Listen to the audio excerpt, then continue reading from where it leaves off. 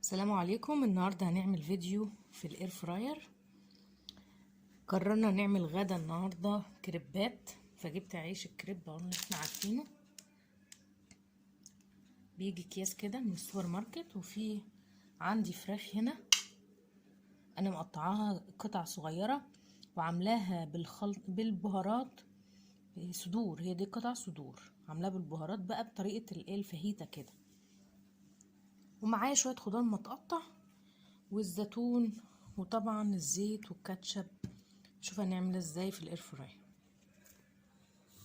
طبعا انا خدت قطعه كده وهحشيها احط الاول الفراخ،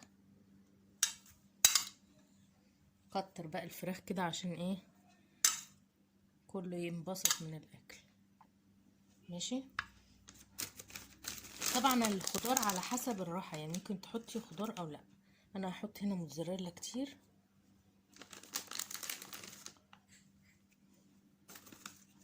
خضار بقى اللي ايه تحبيه، او ما بتحبيش الخضار خلاص بلاش، دي تبع الذوق بتاع حضرتك. هحط برضو كاتشب خفيف لان كده لسه هحط كاتشب برضو لما تطلع.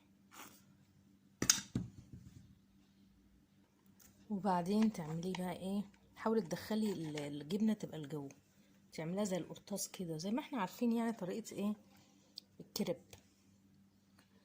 ادهنها بقى من كل الجوانب بالزيت.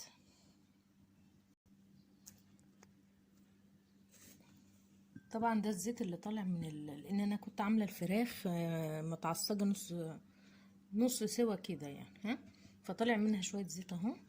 بدهن بيه وش الكريب واسخن بقى الاير فراير دقيقتين بس قبل ما احط الكريبايه الجميله دي.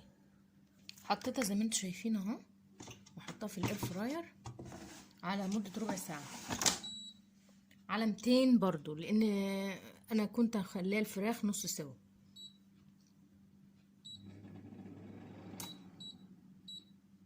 على 200 اهي، واسيبها ربع ساعه واقلبها بعد 10 دقايق هقلبها. نلقاكم بعد الفاصل. كده المده خلصت اهي، هذا الشكل. يبرد واطلعه بس ثواني. لو حابه ان انت تاكليه طري ممكن ترشيه ببخاخه ميه صغيره، لكن احنا بنحبه مقرمش كده. حط بقى شويه الايه كاتشب، وبألف هنا.